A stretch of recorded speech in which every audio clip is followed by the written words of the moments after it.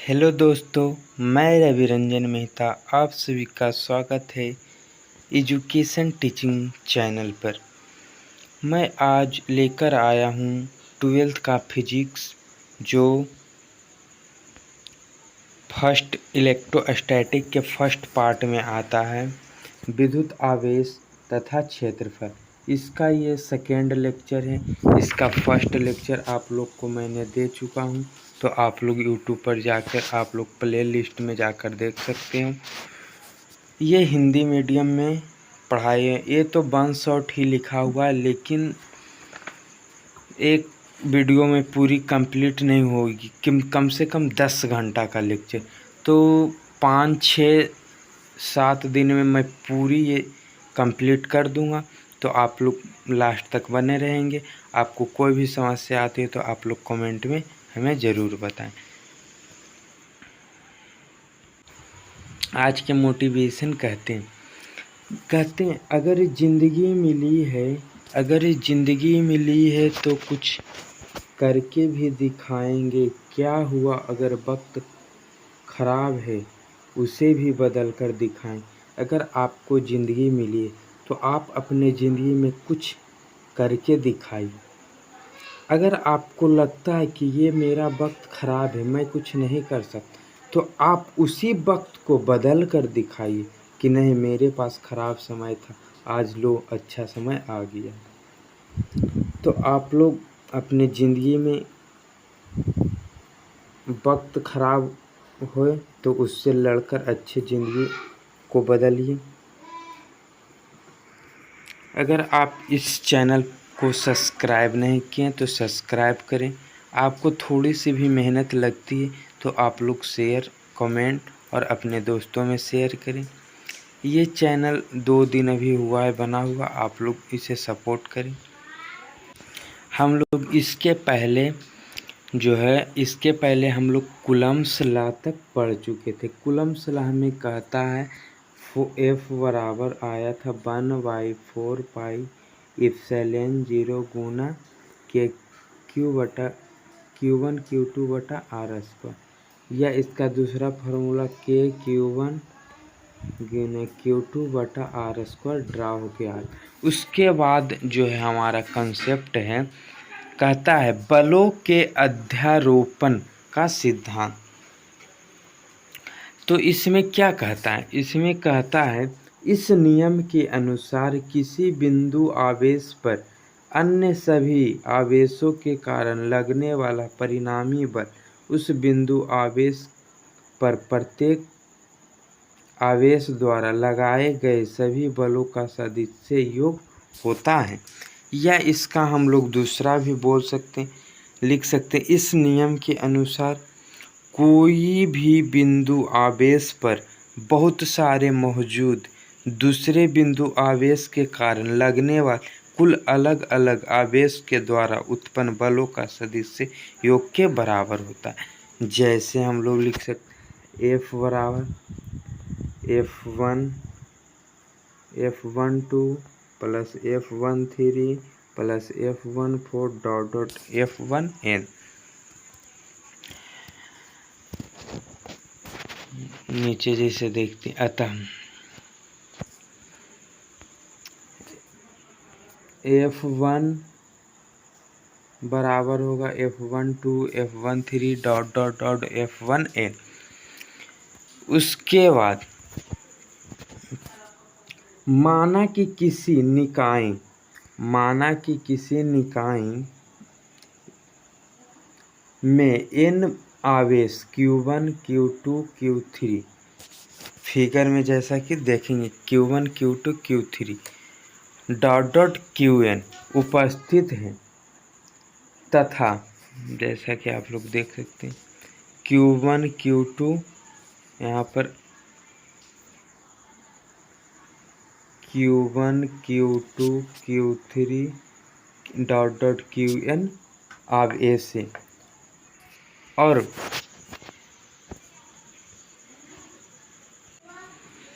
Q1 Q2 आवेश है, और Q2 Q3 Qn के सापेक्ष Q1 के स्थिति सदिश R12, R13 R1n है, तो Q1 पर अन्य सभी आवेशों द्वारा लगने वाला वैद्युत बल होगा। तो वैद्युत बल होगा F, हम लोग कूलम्ब्स के नियम से F12 बराबर 1/4πε0 गुना Q1 Q2 बटा R12 का स्क्वायर।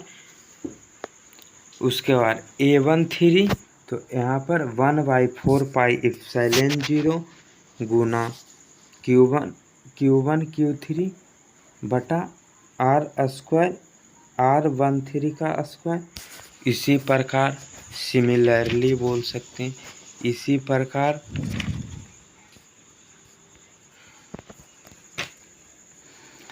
F1n बराबर 1/4πε0 गुना Q1 Qn बटा R1n का स्क्वायर। अध्यारोपण के सिद्धांत के अनुसार F1 बराबर F12 plus F13 plus F1n हो। तो F1 कूलम्ब्स के अनुसार आप लोग का होगा F1 बराबर 1/4πε0 गुना Q1 Q2 बटा R square plus 1/4πε0 Q1 Q2 बटा R 1/4πε0 Q1 Qn बटा R12 का स्क्वायर। ये F1 का है, इसका मान F1 होगा, इसका मान F1 होगा, F12 का मान, और इसका मान F13 का होगा, और इसका मान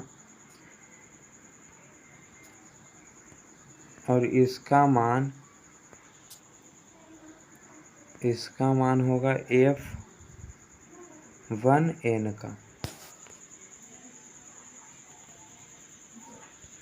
तो हम लोग को सभी से 1/4πε0 कॉमन हो जाएगा।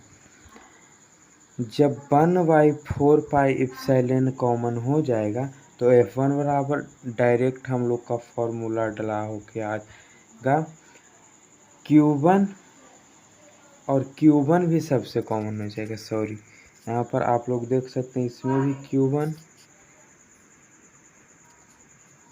इसमें भी Q1, इसमें भी Q1, तक Q1 1/4πε0 कॉमन हो जाएगा। तो Q2 बटा 1R का स्क्वायर प्लस Q3 बटा 1R3 का स्क्वायर प्लस Qn बटा 1R3 का स्क्वायर होगा।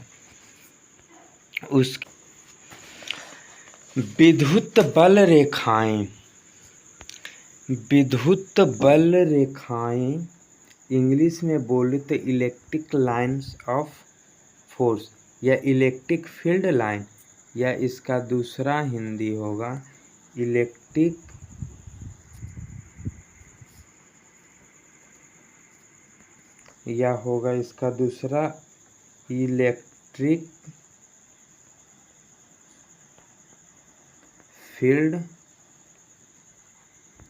इलेक्ट्रिक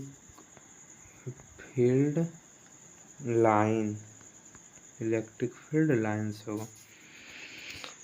तो विद्युत बल रेखाएं कहते हैं क्या? कहता वैद्युत बल रेखाएं वैद्युत क्षेत्र में खींचा गया वह काल्पनिक एवं निष्कोण वक्र है जो उस स्थान पर वैद्युत क्षेत्र की अविरल लगातार प्रदर्शित करती है। ये थोड़ा डिफ़िकल्ट डिफिनेशन, लेकिन इसका एक नॉर्मल डिफिनेशन हम कहते हैं यह एक काल्पनिक रेखा है जो विद्युत क्षेत्र के वास्तविक मानचित्र को दिखाता है। यह एक काल्पनिक रेखा है जो वास्तविक मानचित्र को दर्शाता है। विद्युत क्षेत्र रेखाएं एक अवधारणा है जो फैराडे द्वारा विद्युत क्षेत्र की काल्पनिक करने के लिए दी गई है।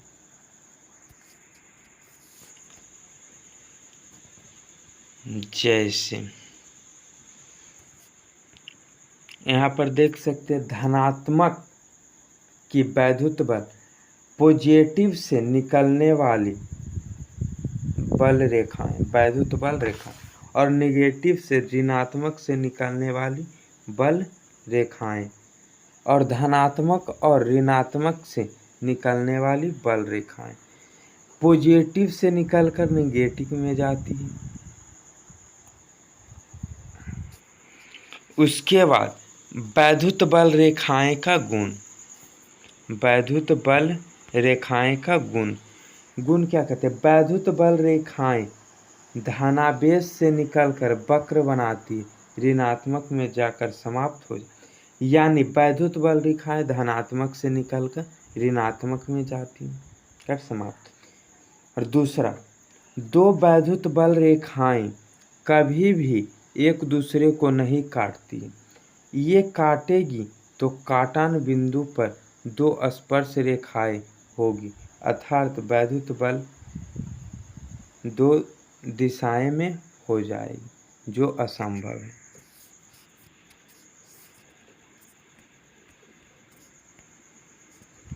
उसके बाद तीसरा कहता है वैद्युत बल रेखाएं का पास पास होना प्रबल वैद्युत क्षेत्र तथा वैद्युत बल रेखाएं एक दूसरे को दूर होना ध्रुवल बल रेखाएं को प्रदर्शित करता है। वैद्युत बल रेखाएं एवं चुंबकीय बल रेखाएं में क्या अंतर है? ये एग्जाम में पूछे गए सवाल हैं, ये VVI।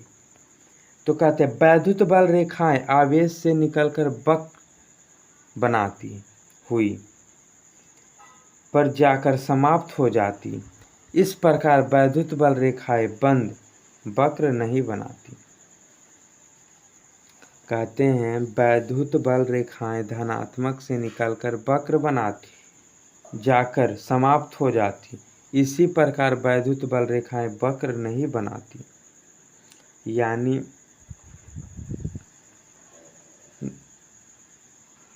उसके बाद अगला पॉइंट है, अगला पॉइंट क्या कहता है? चुंबकीय बल रेखाएं एक बंद वक्र बनाती। और यहाँ पर एक सवाल और इसमें पूछता है, इसमें एक सवाल और ये पूछती है कि विद्युत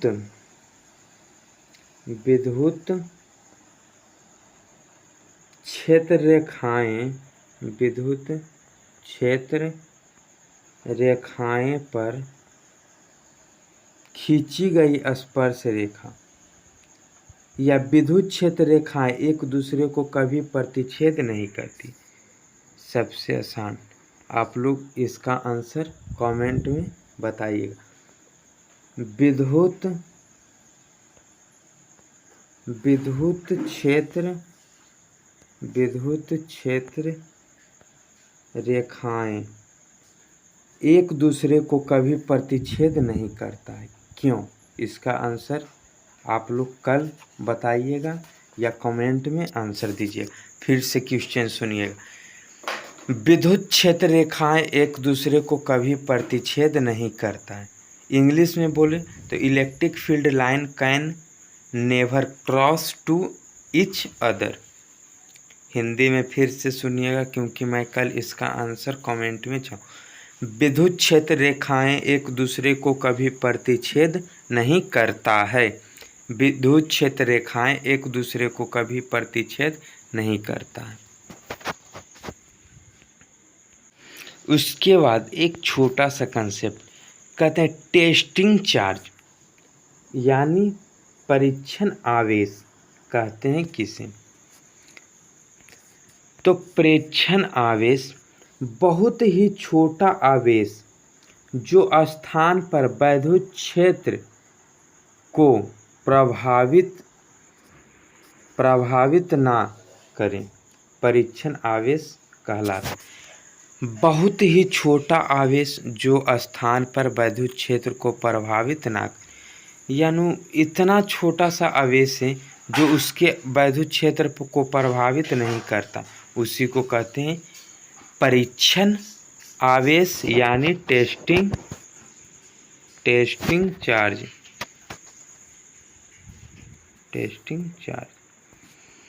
उसके बाद कहते हैं वैद्युत क्षेत्र की तीव्रता। वैद्युत क्षेत्र की तीव्रता इंस्टैंटेनियस ऑफ इलेक्ट्रिक फील्ड, विद्युत क्षेत्र की तीव्रता कहते हैं वैद्युत क्षेत्र में एकांकी प्रेक्षण आवेश पर लगने वाला वैद्युत बल को वैद्युत क्षेत्र की तीव्रता कहते हैं। इसे ई से सूचित किया जाता है, इसे कैपिटल ई से सूचित किया जाता है। यदि ई नॉट परीक्षण आवेश पर लगने वाला वैद्युत बल एफ हो तो वैद्युत क्षेत्र की तीव्रता ई बराबर एफ बटा क्यू नॉट। ये बोर्ड एग्जाम में आप लोग के बहुत सारे आते हैं, क्योंकि आप लोग मंथली टेस्ट में ही देख लीजिए, ये फॉर्मूला आप लोग को हर बार आता होगा। ई बराबर एफ बटे क्यू नॉट। तो एफ क्या है? एफ है फोर्स, एफ है जो फोर्स है। ई टेस्टिंग मात्रक पूछें, इसका एस आई मात्रक पूछें, एस आई मात्रक और सी जी एस ये हमेशा पूछते रहता। तो इसका एस आई मात्रक न्यूटन कूलाम होता है, न्यूटन कूलाम या न्यूटन कूलम इनवर्स भी बोल सकते हैं। न्यूटन कूलाम या ऊपर कर देंगे नीचे पर पावर 1 तो ऊपर जाएगा तो माइनस निगेटिव, तो कूलम बटा न्यूटन बटा कूलाम या कूलम इनवर्स होता। यह कैसा राशि होता? सदिश, और इंग्लिश में पूछे तो स्केलर क्वांटिटी, स्केलर क्वांटिटी। और बीमीय सूत्र डायमेंशन पूछे तो न्यूटन का क्या होता है?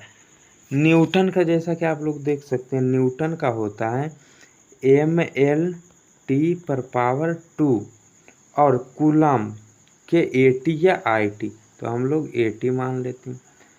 तो AT नीचे ऊपर जाएगा तो निगेटिव में, तो 2 1 3, तो यहाँ पर फाइनली एम हो जाएगा, ए जाएगा ऊपर तो ए इनवर्स हो जाएगा, ए इनवर्स, और एल तो एल रह जाएगा, टी एगो नीचे है ऊपर जाएगा तो एगो और माइनस, तो टी इनवर्स 3 हो जाएगा। ये टाइम है। किसी भी फॉर्मूला को याद किए हुए तो उसका डायमेंशन बहुत इजी तरीक़ा से निकाल सकते हैं। यह एसआई मात्रक, ये 11th का कंसेप्ट था। 11th में यूनिट एंड डायमेंशन चैप्टर में मात्रक और बीमीय सूत्र निकालने का बहुत मस्त तरीका है। उसके बाद कहते हैं बिंदु आवेश के कारण वैद्युत क्षेत्र की तीव्रता। बिंदु आवेश के कारण वैद्युत क्षेत्र की तीव्रता, 2 गो चार्ज है Q1 और Q2। पहले हम लोग इसका ये पढ़ लेते, इसी के अनुसार इसमें सजाए। माना कि कोई बिंदु आवेश Q1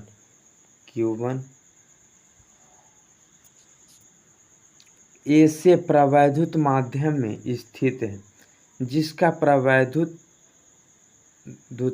K है। इससे R दूरी पर कोई बिंदु P, R दूरी पर कोई बिंदु P, ये P बिंदु जहाँ प्लस ई नॉट प्रेक्षण आवेश रखा हुआ है, यहाँ पर आवेश रखा हुआ है, इसलिए दोनों आवेशों के बीच लगने वाला वैद्युत बल क्या हो? तो कूलम्ब्स के नियम के अनुसार,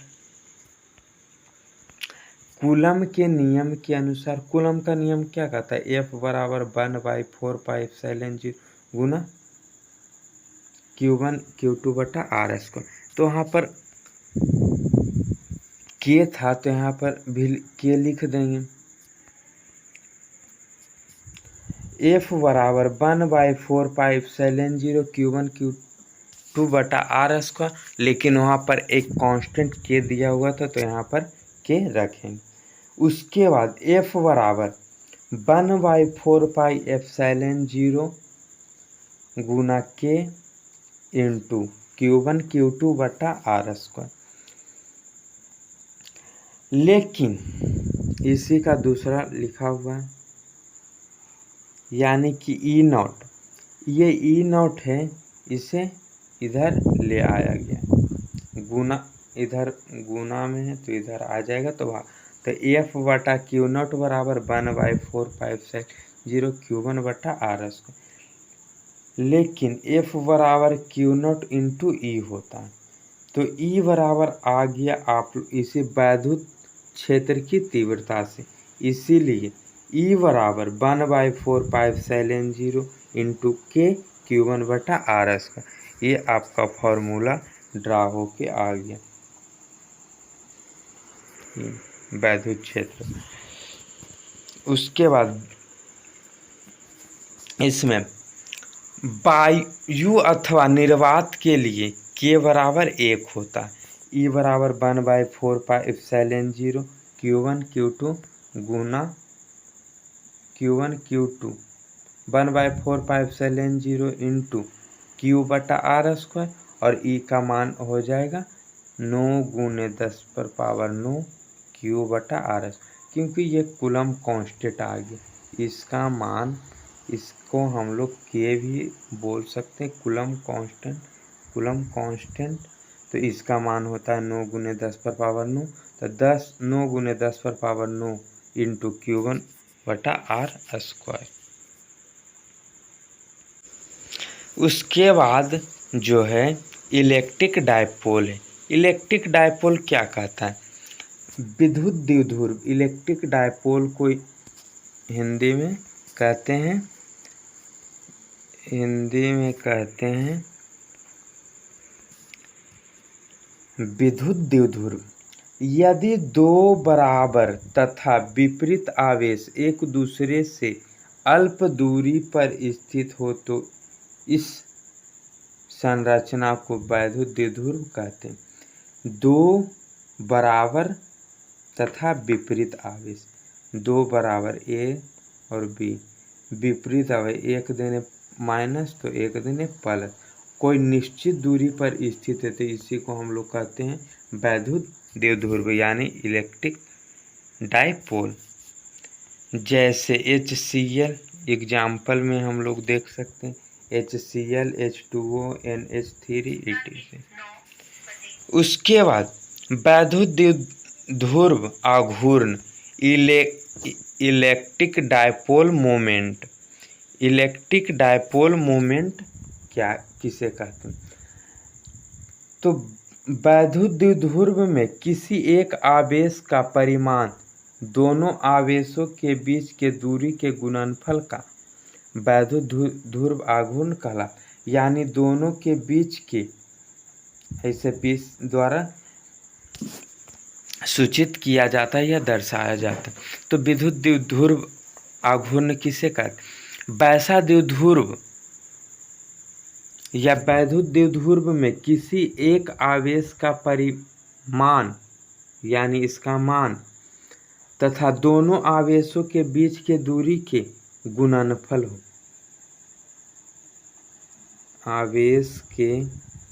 एक आवेश का परिमाण और दोनों आवेशों के बीच के दूरी का गुणनफल को वैद्युत द्विध्रुव कहते हैं। यानी एगो आवेश हो और इसके बीच के दूरी के गुणनफल को ही वैद्युत द्विध्रुव आघूर्ण कहते हैं। जैसे कि आप एगो आवेश ले लिया है, एक आवेश Q ले लिया और इसके बीच के दूरी 2L, तो मोमेंटम, इलेक्ट्रिक डायपोल मोमेंटम बराबर Q गुने 2L। इसका SI मात्रक,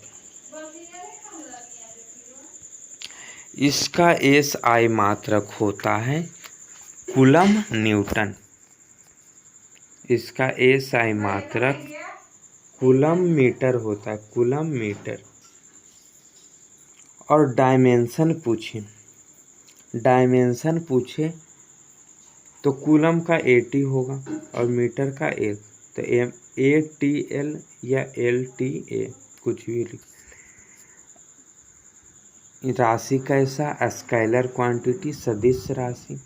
दिशा पूछे, वैद्युत द्विध्रुव की अक्ष के अनुदिश ऋणात्मक से धनात्मक की ओर, यानी निगेटिव से पॉजिटिव की ओर। उसके बाद वैद्युत द्विध्रुव के कारण वैद्युत क्षेत्र की तीव्रता, पहला में अक्षीय तीव्रता या अनुदैर्ध्य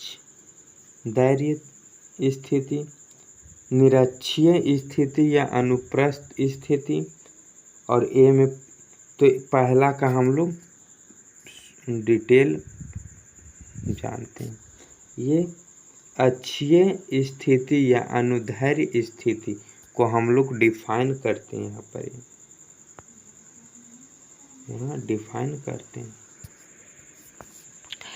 तो सबसे पहले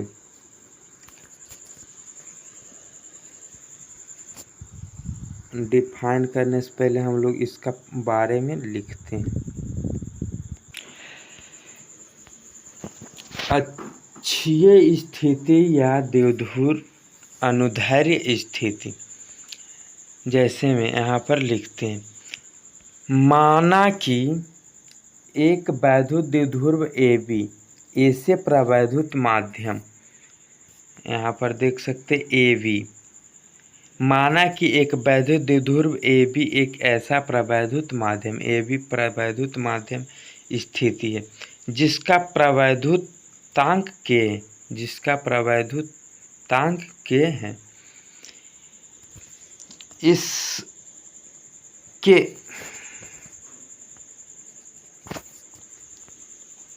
इसके यहाँ पर छोटा करते हैं, हाँ,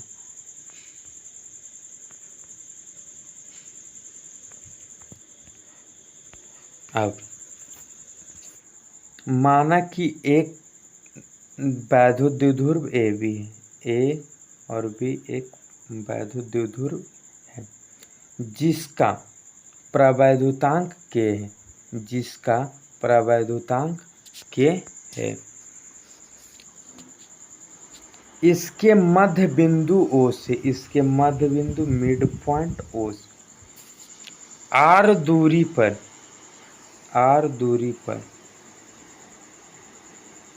इस दूरी पर कोई बिंदु P है, R दूरी पर कोई बिंदु P है। यहाँ वैद्युत क्षेत्र की तीव्रता ज्ञात करें, तो वैद्युत क्षेत्र की तीव्रता तो यहाँ पर पहले लिख देते हैं, प्लस Q आवेश के कारण बिंदु P पर विद्युत क्षेत्र की तीव्रता E1 बराबर 1/4 pi epsilon not into K Q1 बट्टा R माइनस L का स्क्वायर, इक्वेशन 1, माइनस Q आवेश के कारण बिंदु P पर वैद्युत इस क्षेत्र की तीव्रता E2 बराबर 1/4 पाई एप्सिलॉन नॉट Q1 बटा R plus L square, equation 2, इसका इक्वेशन 1। तो बिंदु P पर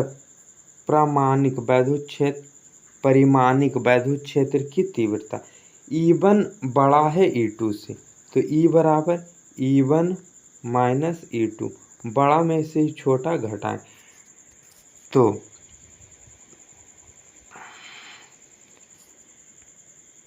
यहाँ पर E1 का मान है 1/4πε0 K इंटू Q1 बटा R माइनस L का स्क्वायर, और इसमें भी है 1/4πε0 K इंटू Q1 बटा R प्लस L का स्क्वायर।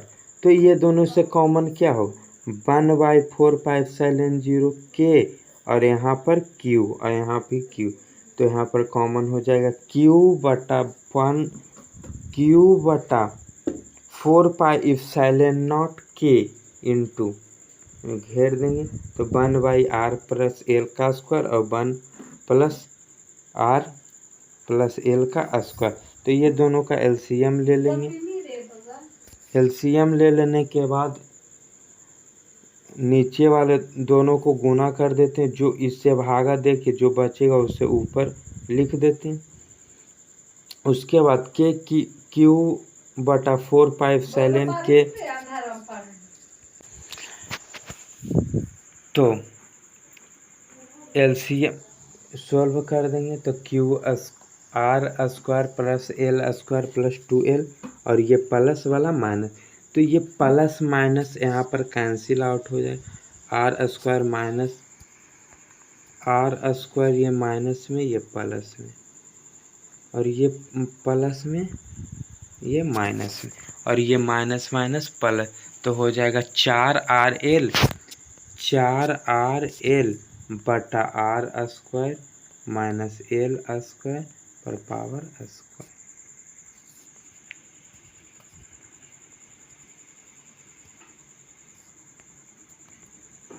L का मान बड़ा है R से,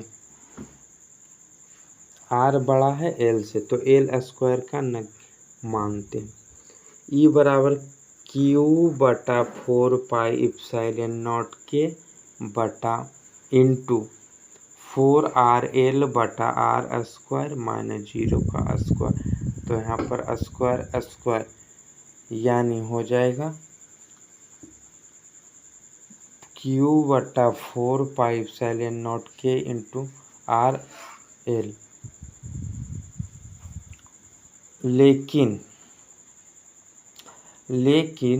Q इंटू 2L वैद्युत द्विध्रुव इलेक्ट्रिक डायपोल मोमेंटम से P होगा, तो E बराबर 1/4πε0 K 2P बटा RQ होगा।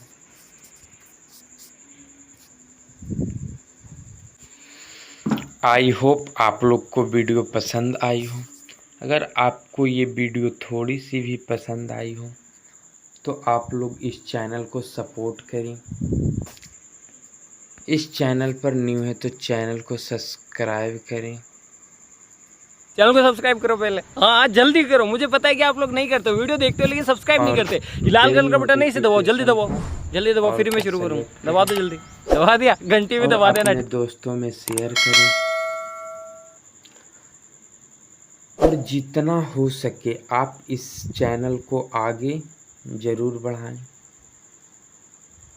क्योंकि ये चैनल अभी 2 दिन हुआ है और इसका व्यू भी बहुत कम जाता है, तो ज़्यादा से ज़्यादा वीडियो को शेयर करें। और आपको PDF सबसे पहले आप लोग की मेन, आपको PDF